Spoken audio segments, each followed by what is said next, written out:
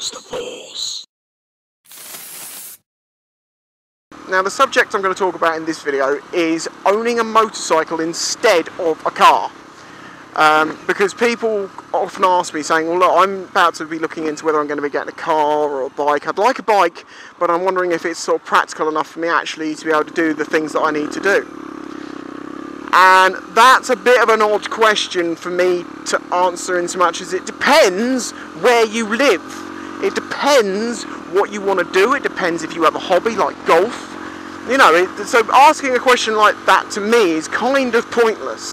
For me personally, I can survive with a bike quite happily. I don't have any need for a car. I don't want to get a car. Where I live, I don't work that far from where I live. All the shops I generally go to are quite close. And the surrounding area is all within about 30-40 miles that I'd need to travel to. So a 125 is perfectly adequate for my needs. That's why I don't have a bigger bike. If I was to have to go longer distances, motorway journeys, etc., then yeah, you're going to have to get something with a bigger CC. That's the key. There's nothing wrong with 125s, unless you need to go a long, long way. But as I say, for my day-to-day life, I can carry everything that I have in my bag. I don't have any bike storage, I don't need it. Now, a lot of people say, oh, well, you can't carry big boxes on a bike. It's so simple. When I first had a bike, I went out, it was my mum's birthday, and I bought her a little stereo system, and I got back to the bike, and it wouldn't fit in my bag. I thought it would, and it was just that little bit too big, because they'd made the packaging just that bit too big, and I was like, well, how the fuck am I going to get around this one? What did I do? I bought a roll of duct tape. I put the bag on top of the box, and duct taped it like all around the box and round the bag, so the box then had rucksack straps. Solves the problem, doesn't it? I only have to travel on this road occasionally if I'm ever going into Portsmouth or for a bit longer in the other direction I'm going to Chichester. So for me it's not a huge issue. So this is why it really is very dependent on what you need your transportation to do. Remember, with a bike, unless you're getting a full licence, you're going to be on your own. You can't take anyone with you.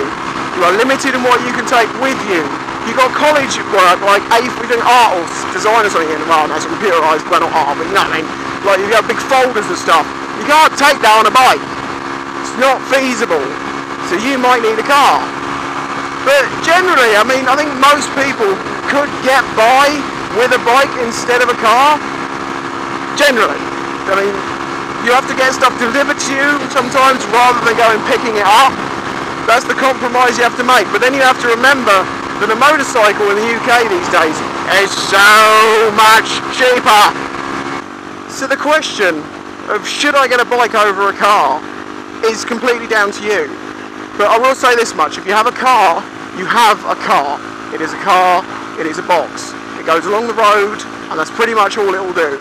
You can't filter through traffic, you're going to be stuck in traffic, etc, etc. That is just the way it is. Yeah, you might be into cars yourself, personally I'm not. A motorcycle is a different experience. You're out in the sort of wild of the air a little bit more. And you also, like, cornering becomes so much more fun. You're not just turning the wheel, you're leaning the bike, you are one with your machine. Sounds so wrong. But you know what I mean. It's a different experience altogether. A car is very much, as I see it, is a take you somewhere, get you to A to B. A motorcycle will also get you there on your own, admittedly, unless you're with your mates, in which case it's a ton more fun than sitting in a car with them. But it'll put a big smile on your face as you're doing it. So I know I'm playing up the bikes there, saying they're good, because they really, really are.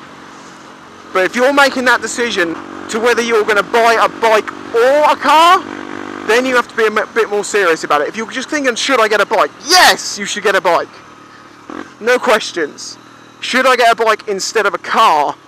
That's when you start have to question yourself. And I think that's pretty obvious and self-explanatory. So you can really see what I mean by it really being your decision. As I say, I get loads and loads of questions like that, which the answer's going to be, you need to make the decision for yourself. And that's why I don't reply to them, because you're then going to make the decision for yourself. Instead of me having to type every single time, hi, yes, you need to make that decision for yourself. I just don't want to spend all my time doing that. So that's why this video is there. And one thing I'll add is, I'm only really talking about the UK here. I don't know how things would work in another country like America or Australia or something, because I give opinions on my experiences, and as I haven't experienced that, I can't give you an opinion on it, if you see my point. So anyway, do think about it. I hope one day you can get a bike, even if you decide, you know what, I'm going to have to just get a car, it's the right decision for me. Use your head over your heart if you're making that decision, because you'll want a bike, but then you'll find, fuck, I needed a car. Come on, come on, geese, yeah, it's fucking sunny, mate, let's go out and pull some birds. Oi mate, I've got fucking 6 STDs. It's like a scorecard, innit?